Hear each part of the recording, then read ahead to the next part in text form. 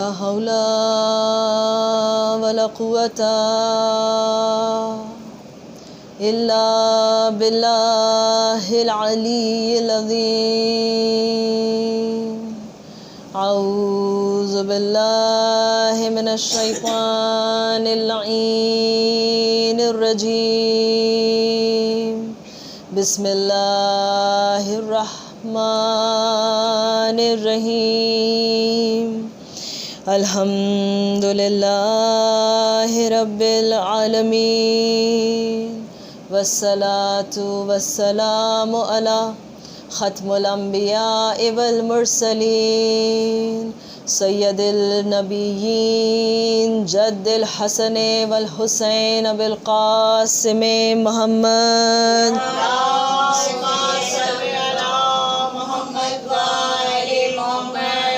وأهل بيته الطيبين الطاهرين المعصومين المظلومين ولعنة الله على أعدائهم أجمعين. أما بعد فقد قال الله تعالى في كتابه الحكيم والقرآن المجيد. بسم الله الرحمن الرحيم.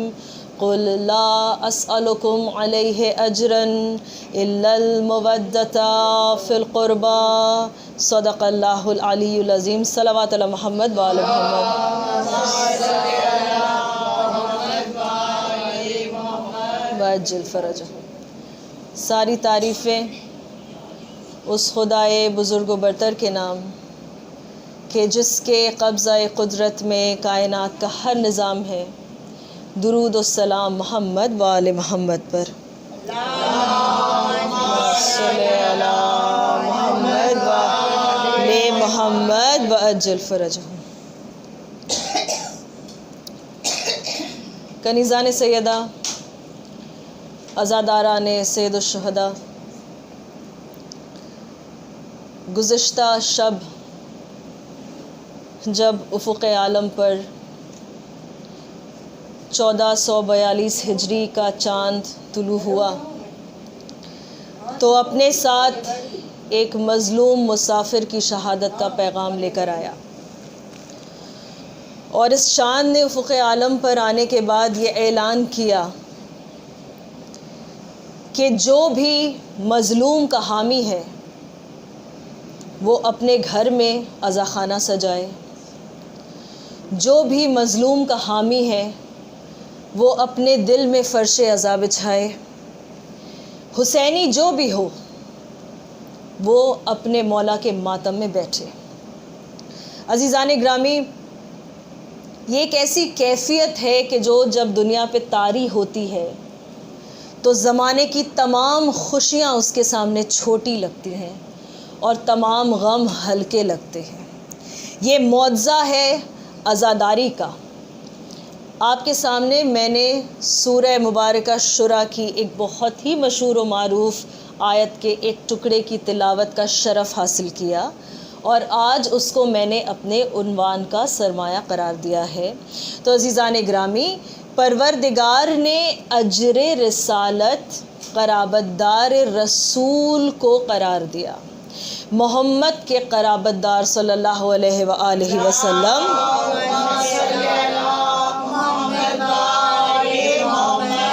محمد کے جو قرابت دار ہیں ان کی مؤدت کو پروردگار نے اجر رسالت ادا کیا. عزیزان گرامی، لیکن اس کے پہلے کہ میں زیادہ وضاحت کروں، میں صرف ایک بات ان آئندہ آنے والے 10 دنوں میں اور آج سے جو یہ سلسلہ مجالس کا شروع ہو رہا ہے، بشرط توفیق بشرط حیات، جو کچھ یہاں سے حاصل ہوگا انشاءاللہ پیش کرنے کی آپ کے سامنے کوشش کروں گی. لیکن جو بیسک آئیڈیا ہے، جو بنیادی ایک فکر ہے کہ جس کے اوپر یہ 10 مجالس کا یہ سلسلہ مشتمل رہے گا، وہ یہ ہے کہ عزاداری ہی اصلاً اجر رسالت ہے. عزاداری حسین اجر رسالت ہے. تو عزیزان گرامی، پروردگار نے نبی کے قرابت داروں کی مودت کو، محبت کو، ان کی چاہت کو، ان کی الفت کو، ان سے قرابت داری کو، ان سے قربت کو ہی اجر رسالت قرار دیا ہے۔ یہاں پر بس رک کر ایک بات میں آپ سے کہنا چاہتی ہوں کہ جب موسم اذا آ جائے، جب پہلی محرم زمانے میں آ جائے تو ہماری طبیعت میں کیا فرق آنا چاہیے، معمولات زندگی پر کیا اثر ہونا چاہیے۔ عزیزان گرامی، 8ویں امام علیہ السلام سے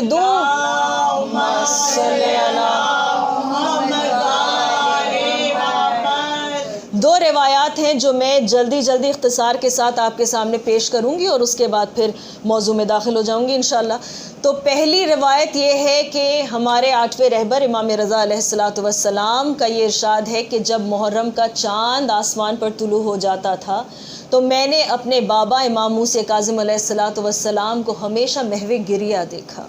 ایک لہجہ ایسا نہیں گزرتا تھا میرے بابا کا کہ جب ان کی آنکھوں سے آنسو جاری نہیں ہوتے تھے۔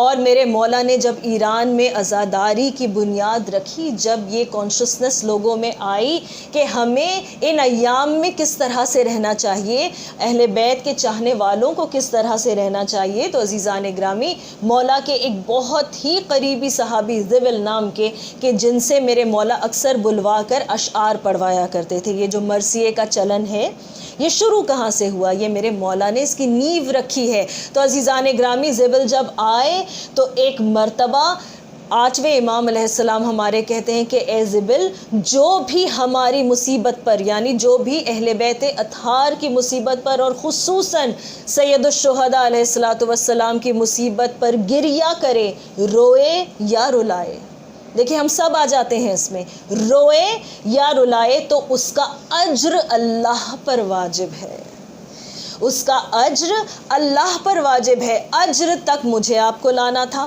کہ اجر کیا ہے؟ اجر ہے اجرت، کسی چیز کی پیمنٹ۔ آپ نے کوئی کام کیا، اس کے عوض آپ کو کچھ دیا گیا، یہ انعام نہیں ہے، انعام خوش ہو کر دیا جاتا ہے، مل بھی سکتا ہے نہیں بھی مل سکتا ہے، یہ ہے قیمت اس محنت کی جو آپ نے انجام دی۔ تو عزیزان گرامی، جب انسان عزاخانوں میں بیٹھ کر یا اپنے اکیلے گھر میں بیٹھ کر اگر آنسو بہا رہا ہے، مولا کا پرسہ مادر حسین کو دے رہا ہے، تو عزیزان گرامی کبھی نہ سوچئے گا کہ یہ آنسو ضائع جا رہے ہیں، یہ وہ اجر ہے جو محشر کے میدان میں آپ کو دے گا، اور واجب ہے اللہ پر کہ وہ یہ اجر دے انشاءاللہ۔ ایک درود پڑھیں مل کر، اللہم صلی علی محمد وآل محمد وعجل فرجہم۔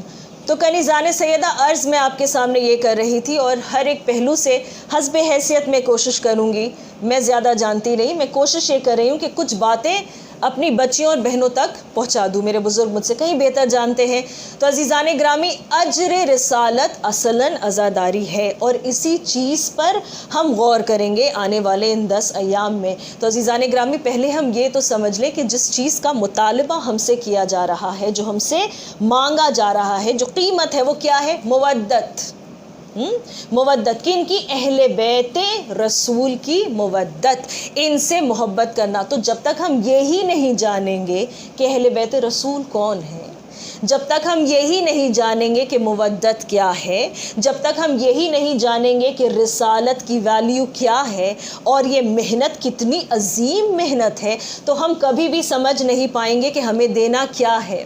اور اگر ہم نے کسی چیز کو استعمال کر لیا اور اس کی قیمت ادا نہیں کی تو پھر کسی مذہب کی ضرورت نہیں ہے۔ دنیا میں ہر کوڈ یہی کہتا ہے کہ یہ بے ایمانی ہے، یہ بے ایمانی ہے کہ انسان کوئی چیز استعمال کر لے لیکن اس کی قیمت دینے کے وقت کہے کہ ہم نہیں دیتے، ہم نہیں دیتے۔ تو یہ ایسا نہ ہو کہ محشر کے میدان میں نعوذ باللہ ہم شرمندہ رہیں رسالت مآب کے سامنے کہ ہم نے آپ کی پہنچائی ہوئی رسالت سے، آپ کی رسالت سے، آپ کے پہنچائے ہوئے دین اور آپ کی پہنچائی ہوئی شریعت اور اسلام سے استفادہ اٹھا کر اپنے نجات کا راستہ بنایا، لیکن ہم نے اجرت نہیں دی۔ تو عزیزان گرامی، سمجھ میں یہ آیا کہ عزاداری وہ ایک ایسا عمل ہے کہ جس کو انجام دینے سے ہی مودت اہل بیت ثابت ہوتی ہے۔ ایک درود پڑھیں مل کر،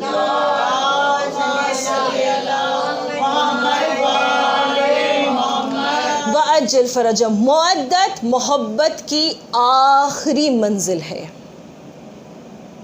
جب کوئی بھی چیز ترقی کرتے ہوئے اپنے عظیم ترین مقام پر پہنچ جاتی ہے، اپنے پنکل پر پہنچ جاتی ہے، اپنی عروج پر پہنچ جاتی ہے، تو پھر وہ اس کی آخری منزل ہوتی ہے۔ تو عزیزان گرامی، مودت ہمارے لیے کیا ہے کہ ہم اپنی محبت کو عملی شکل دیں، ہم اپنے زبانی دعووں کو عمل میں دکھائیں۔ اگر ہم جناب سیدہ کے ماننے والے ہیں، اگر ہم ان کے قاتلوں پر لعنت کرتے ہیں، اگر ہم ان پہ برت کرتے ہیں، اگر ہم ان پہ تبرہ کرتے ہیں، تو پھر ہمیں بھی اس بات کا خیال ہونا چاہیے، ایک مثال دے رہی ہوں کہ ہمیں بھی اس بات کا خیال ہونا چاہیے کہ ہم کوئی ایسا کام نہ کریں جو زہرا کے دشمنوں نے کیا، کوئی ایسا کام نہ کریں جس سے زہرا کے دل کو تکلیف ہوتی ہو۔ یہ ہے برت کی بنیاد۔ تو عزیزان گرامی، جب ہم مودت کو سمجھنے بیٹھتے ہیں تو ہم یہ دیکھتے ہیں کہ یہ محبت کی آخری منزل ہے۔ اب میں ایک چھوٹے سے بچے کو پڑھانا شروع کروں اور میں اسے الف سے نہ شروع کر کے یہ سے شروع کر دوں، تو کیا وہ پچھلے سارے حروف کو پہچانے گا؟ نہیں پہچانے گا۔ ویسے ہی اگر ہم نے محبت کا ہی فلسفہ نہ سمجھا تو ہم مودت کبھی سمجھ نہیں سکیں گے۔ عزیزان گرامی، محبت ایک ایسی چیز ہے، محبت ایک ایسی شے ہے، اللہ کی بنائی ہوئی ایک ایسی نعمت ہے، ایک اتنی بڑی عظیم نعمت ہے کہ جس کا مقابلہ اور کوئی چیز کر نہیں سکتی، جس کا مقابلہ اور کوئی چیز کر نہیں سکتی۔ دنیا کا کوئی مذہب ہو، دنیا کی کوئی نسل ہو، کوئی زمانہ ہو، کوئی جگہ ہو، پھر میں کہوں گی کوئی مذہب ہو، کوئی بھی ایتھیکل کوڈ ہو، کوئی بھی اخلاقیات ہو، کسی بھی فکر کا، کسی بھی نظریے کا، وہ لوگ بھی کہ جو خدا میں یقین نہیں رکھتے، جو کسی معبود کو نہیں مانتے، جو کسی الہی کو نہیں مانتے، وہ بھی یہ کہتے ہیں کہ محبت اچھی چیز ہے، نفرت بری چیز ہے۔ ایسا ہے یا نہیں ہے؟ سب یہی مانتے ہیں۔ یہ ایک واحد چیز ہے کہ جس پہ کائنات متفق ہے کہ محبت اچھی چیز ہے اور نفرت بری چیز ہے۔ عزیزان گرامی، ہر مذہب یہ کہتا ہے، ہر کوڈ آف ایتھکس یہ کہتا ہے کہ محبت کرو اور نفرت کو روکو، محبت بانٹو، نفرت کو مٹاؤ۔ ہر کوئی یہی کہتا ہے، یہی ایک پیغام ہے جو ہر مذہب دیتا ہے۔ لیکن جس طرح سے اسلام نے محبت کو مذہب کا جز بنا دیا، جس طرح سے شرط بنا دیا، جس طرح سے نجات کے لیے واحد شرط بنا دیا محبت کو، ویسے کسی مذہب نے نہیں بنایا۔ ایک درود پڑھیں مل کر، اللہم صلی علی محمد وآل محمد وعجل فرجہم۔ کیسے بنایا عزیزان گرامی؟ انسان ایک چھوٹا سا بچہ ہے، جب وہ پیدا ہوا ہے وہ اپنی ماں سے محبت کرتا ہے، اسے کوئی نہیں بتاتا کہ دیکھو یہ تمہاری ماں ہے، تمہیں اس سے محبت کرنا ہوگی، دیکھو تم اس کی گود میں جانا تو خاموش ہو جانا، دیکھو تم اس کے پاس ہونا تو چپ رہنا، دیکھو تم اس کی خوشبو پا کر آرام سے سو جانا۔ یہ چیزیں کوئی سکھلاتا ہے؟ کوئی نہیں سکھلاتا ہے، یہ چیزیں انسان کی فطرت میں ہیں۔ تو عزیزان گرامی، انسان کی زندگی کی شروعات ہوتی ہے تو محبت سے ہوتی ہے، انسان کی زندگی کی شروعات ہوتی ہے تو محبت سے ہوتی ہے۔ جب تک کہ وہ ناسمجھ رہتا ہے، جب تک کہ اس کے پاس شعور نہیں آتا ہے، جب تک وہ ہوش نہیں سنبھالتا ہے، وہ محبت صرف لینا جانتا ہے، صرف لینا جانتا ہے۔ لیکن پھر محبت اس کے لیے ایک ذمہ داری ہوتی ہے۔ ہم بڑے ہوئے، والدین کی محبت، ان سے محبت کی، اللہ نے ہمارے گناہ معاف کر دیے، اللہ نے ہمارے گناہ معاف کر دیے۔ زندگی کے اگلے مرحلے میں ہم داخل ہوئے، عقد ہوا، شریک حیات کا ساتھ ملا، اس سے محبت کی، اللہ نے دین کو کامل کر دیا اور صاحب اولاد ہوئے۔ اس کے بعد کیا ہوا کہ اللہ نے کہا کہ اب جو تم صاحب اولاد ہوئے ہو، تمہارے تمام گناہ میں نے معاف کر دیے۔ ہے نا یا نہیں ہے ایسا؟ تم ایک درخت لگا دو، میں تمہارے گناہ معاف کر دوں گا، تم ایک مسجد بنا دو، میرے بندوں کی محبت میں گناہ معاف کر دوں گا، تم کسی کے سر پر دھوپ میں سایہ کر دو، میں تمہارے گناہ معاف کر دوں گا، تم اپنی پڑوسی سے اپنا سلوک اچھا رکھو۔ دیکھیں یہ وے آف لائف ہے، یہ طرز عمل ہے زندگی کے لیے، کوئی مذہب نہیں، یہ فطرت کی چیز ہے۔ پڑوسی سے محبت کرو، میں تمہارے اوپر رحمتیں نازل کروں گا۔ تم اپنی قوم کی محبت رکھو، اپنے وطن کی محبت رکھو، جو عین ایمان کی دلیل ہے، میں تمہارے گناہ کو بخش دوں گا۔ تو عزیزان گرامی ذرا سوچے بیٹھ کر کہ جو ایک درخت، ایک جانور، ایک انسان سے محبت کرنے کی اتنی عظیم اجرت دے رہا ہے، وہ رسول اور ان کے اہل بیت سے محبت کرنے کی کتنی عظیم اجرت دے گا۔ ایک درود پڑھیں مل کر۔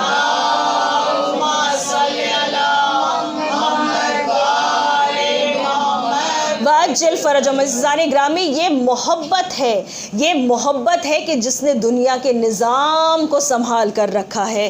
اچھا بہت زیادہ وقت میں آج نہیں لے سکتی، اختصار میں تمہیدی گفتگو، آپ کے چہرے الحمدللہ اسپیشلی میری بچیوں کے مجھے بتا رہے ہیں کہ بات سمجھ میں آ رہی ہے۔ تو عزیزان گرامی کیا ہے کہ محبت انسان کی طبیعت کا بیسک فنڈامنٹل پرنسپل ہے۔ جو پہلی چیز فطرتاً اس کے اندر آتی ہے وہ محبت ہے۔ نفرت اسے سیکھنا پڑتا ہے، اسے سیکھنا پڑتا ہے، مکر اسے سیکھنا پڑتا ہے، ہر طرح کی دھوکے بازی اسے سیکھنا پڑتی ہے، ہر طرح کی پریشانی کرنے والی حرکتیں کرنے کا اس کو جو انداز ہے وہ اسے سیکھنا پڑتا ہے۔ فریب وہ دنیا سے سیکھتا ہے۔ اللہ اس کے دل میں کیا دے کر بھیجتا ہے؟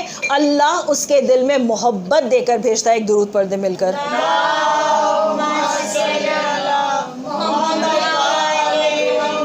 وَعَجِّلْ فَرَجَهُمْ۔ تو سمجھ میں آگے عزیزان گرامی کہ وہ محبت ہے کہ جس نے دنیا کے نظام کو چلا کر رکھا ہے، جس نے دنیا کے نظام کو قائم کر کے رکھا ہے۔ تو عزیزان گرامی اب سوال ایک اٹھتا ہے، ایک سوال یہ بھی اٹھتا ہے کہ پروردگار رسالت تیری طرف سے آئی، رسول تیری طرف سے آیا، شریعت تیری طرف سے آئی۔ ایک درود پڑھیں مل کر۔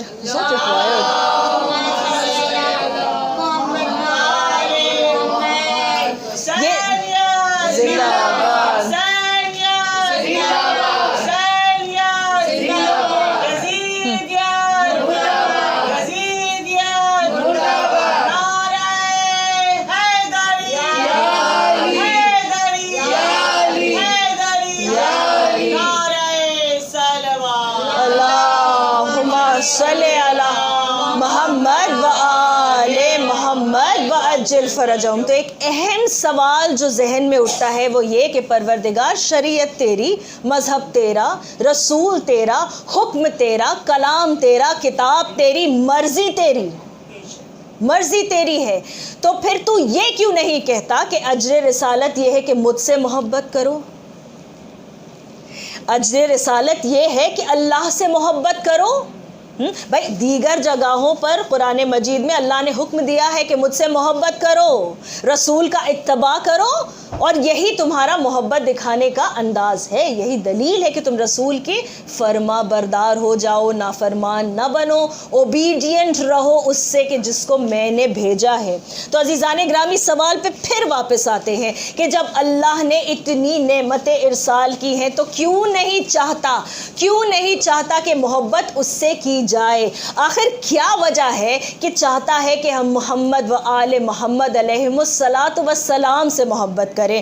تو عزیزان گرامی اس کی وجہ یہ ہے کہ پروردگار چاہتا ہے کہ ہماری ہر عبادت عظیم عبادت ہو جائے۔ پروردگار چاہتا ہے کہ ہماری زندگی کا جو گائیڈنگ پرنسپل ہے محبت کا وہ عظیم ترین ہو جائے۔ وہ بھی اس چیز میں شامل ہمیں کرنا چاہتا ہے جو وہ خود کرتا ہے۔ دیکھیں بڑا دقیق جملہ ہے، جو وہ خود کرتا ہے اس میں ہمیں شامل کرتا ہے۔ اس کا ثبوت قرآن مجید سے کیا ہے؟ بسم اللہ الرحمن الرحیم، ان اللہ و ملائکۃ یصلون علی النبی یا ایھا الذین آمنوا صلوا علیہ وسلم تسلیما۔ صلوات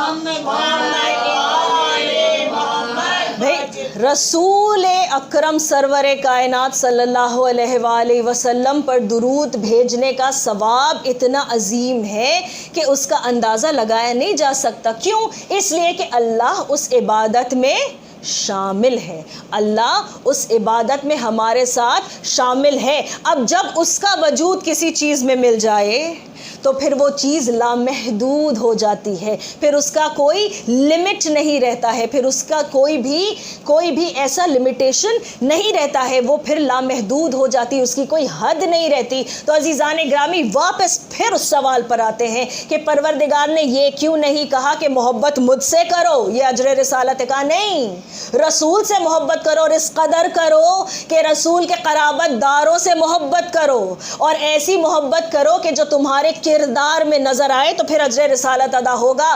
تو عزیزان گرامی اس میں بھی فلاح ہماری ہی ہے، اس میں بھی کامیابی ہماری ہی ہے، اس میں بھی کامرانی ہماری ہی ہے، اس میں بھی سرفرازی ہماری ہی ہے کہ پروردگار خود کہہ رہا ہے انی ما خلقت السماء مبنیا ولا ارضا مدحیا ولا قمرا منیرا ولا شمسا مضیتا ولا فلکا یدور ولا بحر یجری ولا فلک یسری الا فی محبت ہؤلاء الخمسۃ الذین هم تحت الکساء، کہ سن لو مجھے اپنے عزت اور جلال کی قسم ہے کہ میں نے نہیں خلق کیا، میں نے نہیں خلق کیا اس آسمان کو، میں نے نہیں خلق کیا اس پھیلی ہوئی زمین کو، میں نے نہیں خلق کیا اس روشن چاند کو، میں نے نہیں خلق کیا اس چمکتے سورج کو کہ جو تمہاری زندگی کو توانائی بخشتا ہے، میں نے نہیں سیارے چھوڑ رکھے آسمان میں نے نہیں حرکت دی سمندروں میں نے ان کشتیوں کو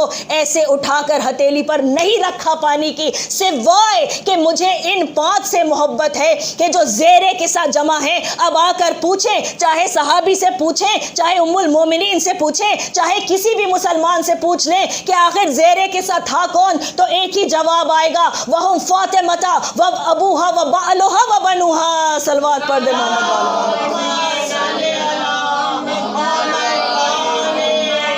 وَعَجِّلْ فَرَجَهُمْ۔ تو سمجھ میں آ گیا کہ اہل بیت رسول کون ہیں، یہ فاطمۃ الزہرا سلام اللہ علیہا ہیں، ان کے پدر بزرگوار ہیں، ان کے شوہر نامدار ہیں، اور ان کے نیک بچے حسنین کریمین علیہ الصلاۃ والسلام ہیں۔ عزیزان گرامی بس میں اپنے بیان کو آج کے لیے اس ان مراحل پر روکتی ہوں عزیزان گرامی، اس لیے کہ دامن وقت میں زیادہ گنجائش نہیں۔ اس وبا کے موسم نے نا ہم سے ہمارا سب سے اہم سلیقہ چھین لیا ہے۔ جس چیز کے لیے ہم سال بھر انتظار کرتے ہیں، جس چیز کے لیے ہم منتظر رہتے ہیں، جس کے لیے ہر ایک چاہنے والا محب مولا کا اپنی ایک ایک کمائی کا روپیہ جوڑ کر رکھتا ہے کہ اس کو ہم نے عزاداری کے لیے اٹھا کر رکھا ہے۔ یہ حق ہے حسین کا ہر اس شخص پہ کہ جو جانتا ہے کہ میرے منہ میں جانے والا نوالا اور میری یہ اولاد جو میری گود میں، یہ حسین کی دین ہے۔ عزیزان گرامی ہمارا یہی ذخیرہ ہے، ہمارا یہی خزانہ ہے، اس کے سوا ہماری قوم کے پاس اور کچھ ہے بھی نہیں۔ یہی عقیدہ ہے، یہی عقیدت ہے، یہی محبت ہے، یہی مودت ہے۔ ہاں عزیزان گرامی، لیکن ہمیشہ اہل بیت کے چاہنے والوں کو اپنی سوچ مثبت رکھنی چاہیے، پازیٹیو رکھنی چاہیے۔ ہم یہ نہ سوچیں کہ ہم عزاداری نہیں کر سک رہے ہیں، ہم یہ سوچیں کہ اس میں کوئی حکمت ہے، یہ امتحان ہے، اور دعا کریں کہ مولا جیسے امتحان میں مبتلا کیا ہے ویسے ہی کامیاب بھی کر دینا، ویسے ہی کامیاب بھی کر دینا۔ یہ محرم کا آغاز ہے، ہم سے کوئی کمی نہ رہ جائے مولا، تمہاری مہمان نوازی میں ہم سے کوئی کمی نہ رہ جائے۔ اے مولا ہم جانتے ہیں تم غریب الوطن ہو، اے مولا ہم جانتے ہیں کہ تمہاری ماں آج یہاں موجود ہے۔ ارے ایک ہاتھ ٹوٹی ہوئی پسلیوں پر ہے، دوسرے ہاتھ میں ایک خشک رومال ہے، سب کی آنکھوں سے آنسو لے کر جائیں گی زہرا سلام اللہ علیہا۔ کیوں؟ اس لیے کہ جسم حسین پر 1900 زخم ہیں۔ جزاکم ربکم، خدا آپ کو کسی غم میں نہ رلائے سوائے غم محمد وآل محمد کے۔ ہاں عزیزان گرامی آپ کے گریا کی صدا بلند ہوئی نا، الحمدللہ مجلس عزا کامیاب ہوئی۔ لیکن عزیزان گرامی آج چونکہ پہلی محرم کی تاریخ ہے، لہٰذا میں چند منظرات آپ کے سامنے مناظر پیش کرنا چاہتی ہوں۔ ہاں عزیزان گرامی یہ کس چیز کے مناظر ہیں؟ میں نے محبت پر ابھی ایک تقریر کی نا آپ کے سامنے، حسب حیثیت ایک کوشش کی نا۔ آپ جانتے ہیں وطن سے انسان کو بہت محبت ہوتی ہے، اپنے اجداد کی قبریں جہاں ہوں انسان کو اس جگہ سے بہت محبت ہوتی ہے، انسان کو اپنے گھر سے بہت لگاؤ ہوتا ہے، اپنی اولاد کو انسان بہت زیادہ چاہتا ہے۔ حسین جب مدینے سے چل رہے ہیں، گھر بھی چھوٹ رہا ہے، وطن بھی چھوٹ رہا ہے، روضہ رسول بھی چھوٹ رہا ہے، ماں کی قبر بھی چھوٹ رہی ہے، بھائی کا سایہ بھی چھوٹ رہا ہے، صغرا بھی رہ جاتی ہیں یہاں۔ یہ کیا ہے؟ یہ محبت ہے حسین کی رسول کے لیے، یہ عشق ہے حسین کا اللہ سے، یہ مودت کی آخری منزل ہے۔ ہاں عزیزان گرامی، میرا مولا جب ایک مرتبہ اپنا سامان سفر باندھنے لگا نا، تو آپ جانتے ہیں ہر کسی سے کہا گیا کہ بس ہم نکلیں گے، ہم اگلے صبح نکلیں گے، ارے عصر کا وقت ہوگا کہ جب بیویاں محملوں میں سوار ہوں گی۔ ہاں عزیزان گرامی، لیکن ایک بچی ہے حسین کے گھر کی، مجھے بہت زیادہ طویل مصائب نہیں پڑھنے، لیکن میں چند مناظر آپ کے سامنے پیش کرنا چاہتی ہوں کہ ایک بچی ہے حسین کے گھر کی کہ جس کی عمر 8 یا 9 10 برس کی بتائی جاتی ہے۔ ہاں عزیزان گرامی، روایت کچھ بھی ہو، عمر میں زیادہ فرق تو نہیں آتا نا، بچی تو چھوٹی ہی ہے نا۔ ہر ایک کے پاس جا جا کر کہتی ہے کہ اچھا بابا نے آپ کو بھی ساتھ چلنے کا حکم دیا ہے، بابا نے آپ سے بھی سامان سفر باندھنے کو کہا ہے۔ ارے جب ایک دم وقت نزدیک آ گیا، اب صغرا ایک ایک سے جا کر منتیں کر رہی ہیں کہ بابا سے میری سفارش کر دو، کہہ دو نا میں بھی ساتھ جانا چاہتی ہوں، کہ بابا مجھے بھی ساتھ لے کر چلیں، مجھے بھی اپنے ساتھ لے کر جائیں۔ عزیزان گرامی ذرا سوچئے نا، ایک بچی ہے جو اتنے بڑے گھر میں تنہا رہ جائے کہ جہاں خاندان کا ایک ایک فرد وہاں پر موجود نہ ہو، کوئی بھی نہ ہو، تو یہی تو موت کا سامان کافی ہے کسی بھی شخص کے لیے۔ ہاں عزیزان گرامی، صغرا ایک ایک سے منت کرتی ہیں، کبھی بھائی اکبر کے پاس جا کر کہتی ہیں کہ بھیا میں جانتی ہوں کہ بابا کبھی تمہارا کہا نہیں ٹالتے، بابا کبھی تمہارا کہا نہیں ٹالتے۔ کبھی پھوپھی سے منتیں کرتی ہیں، کبھی چچا عباس کو منانے کی کوشش کرتی ہیں، ہر کوئی سر جھکا کر خاموشی اختیار کرتا ہے، حتیٰ یہ کہ پھوپھی سے کہتی ہیں کہ اے پھوپھی اماں، آپ بابا سے کہیے کہ اگر صغرا کہیں بیمار ہو جائے نا راستے میں زیادہ، تو اس کو وہیں چھوڑ دیں، نہ لے جائیں مجھے اپنے پورے سفر میں، لیکن کم از کم مجھے تنہا یہاں چھوڑ کے نہ جائیں۔ ہاں عزیزان گرامی، جب زینب نے اس درخواست کو دہرایا رو کر حسین کے سامنے، میرا مولا سلام ہمارا مظلومیت حسین کو، میرا مولا کہتا ہے زینب میں کیسے گوارا کروں، ارے میری اس بیٹی کی شکل میری ماں سے بہت مشابہت رکھتی ہے، اے زینب ایک مرحلہ ایسا بھی آئے گا کہ کوفہ اور شام کے بازار ہوں گے اور تمہارے سر پر ردا نہ رہے گی۔ حسین کیسے برداشت کر لے کہ صورت فاطمہ ہو، آرام تشہیر ہو رہی ہو۔ ہاں عزیزان گرامی، لیکن صغرا تو یہ نہیں جانتی، ایک ایک سے منت کر رہی ہیں۔ آخری حربہ صغرا کے پاس یہ ہے کہ اپنے 10 دن کے ننھے سے بھائی علی اصغر کو اپنے سینے سے لگائی ہوئی ہیں، بس میں نے اسباب رحمت کو سمیٹ لیا، 2-4 جملے اور مجلس تمام۔ عزیزان گرامی، جناب علی اصغر کو اپنی گود میں لی ہوئی ہیں۔ بھائی بہنوں کا معمول ہوتا ہے، چھوٹے بھائیوں سے بے انتہا محبت کرتی ہیں۔ یہ کہا جاتا ہے کہ اگر ماں کے بعد کسی آنچل میں شفقت ڈھونڈنی ہو تو وہ بہن کے پاس ہوتا ہے۔ عزیزان گرامی، اب چھوٹے سے بھائی کو لی ہوئی ہیں، کہتی ہیں اماں سے کہ اماں آپ سب بے شک چلے جائیں، بس میرے پاس یہ سہارا چھوڑ دیں، میرے پاس یہ ننھا علی چھوڑ جائیں، بس صغرا کا دن اسی میں کٹ جائے گا، بس میں اسی میں خوش رہ لوں گی، مصروف رہ لوں گی۔ ایک مرتبہ ہر کوئی آگے بڑھنے لگا، کوشش کرتا ہے کہ اصغر گود میں آ جائیں، ارے اصغر پلٹتے نہیں ہیں، بہن کے دامن کو مضبوطی سے ننھی مٹھیوں نے تھام رکھا ہے، اور بہن ہے کہ فخر سے مسرور ہوئی جاتی ہے، کہتی میں نہ کہتی تھی میرا بھیا مجھے چھوڑ کے نہیں جائے گا، میرا بھیا مجھے چھوڑ کر نہیں جائے گا۔ ہر ایک نے کوشش کی، لیکن لیکن اصغر گود میں نہ آئے کہ ایک مرتبہ حسین مظلوم آگے بڑھے. نہ جانے کیا کہا اصغر سے اشاروں میں، یہ آج تک کوئی نہیں جانتا. ارے ان تمام اسرار واقعات کربلا میں سے ایک سر یہ ہے کہ کوئی نہیں جانتا کہ اس وقت حسین نے کیا کہا. بس حسین کی گود میں ہمک کر علی اصغر جو آ گئے. ارے صغرا کی پھیلی ہوئی باہیں دیکھتی رہ گئی کہ یہ سہارا بھی چلا گیا. ارے عجب نہیں کہ مولا نے کہا ہمیں کوئی تحریر نہیں ملتی، کوئی راوی نہیں ملتا اس کا، لیکن دل کہتا ہے کہ مولا نے کہا ہوگا کہ میرے لال علی اصغر تو نہیں آئے گا تو میری بے گناہی کا ثبوت عصر عاشور کون دے گا میرے لال. الغرض الغرض یہ قافلہ چلا. عزیزان گرامی، کل کا وہ دن ہے کہ جب میرا مولا کربلا میں وارد ہو جائے گا، جب حسین کربلا کو قیامت تک کے لیے آباد کرنے کے لیے آ جائیں گے. عزیزان گرامی، بڑے کٹھن مرحلے ہیں، یہ ایام بڑے مشکل ہیں، اس میں غم و آہوزاری ہونا چاہیے. عزیزان گرامی، وہ دن بھی آئے گا، وہ دن بھی آئے گا عاشور کا کہ جب حسین کی یہ تنہا بچی ایک خط لکھ کر قاصد کے ہاتھ سے بھیجے گی. عراق کی طرف گامزن ہے نا بابا، جانتی ہے قاصد جب عراق کی طرف آئے گا ایک خط لے کر آئے گا، لیکن افسوس کے خط صغرا اس وقت پہنچے گا کہ جب حسین ذوالفقار سے ایک ننھی سی قبر کھود کر اٹھیں گے.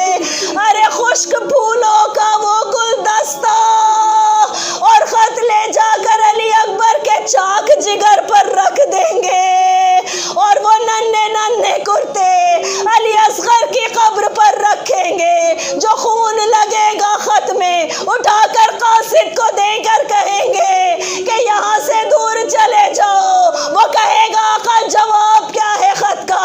کہیں گے بس اس خون کو پہنچا دو، یہی جواب ہے. الا لعنت اللہ علی قوم الظالمین.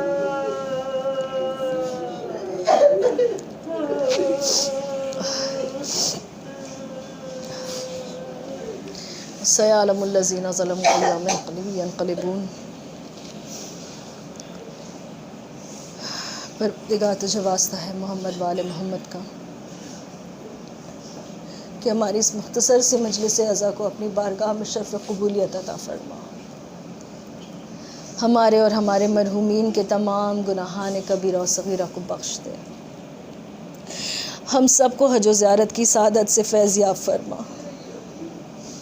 پروردگارہ تجھے واسطہ ہے محمد والے محمد کا کہ ان پابندیوں میں، ان بندشوں میں عزاداری کا حق ادا کرنے کی توفیق ہمیں عنایت فرما. ہماری مدد کر، امام زمانہ کے ظہور میں تعجیل فرما، ہمیں ان کے انصار میں شمار کر. ربنا تقبل منا انک انت السمیع العلیم. ماتم حسین.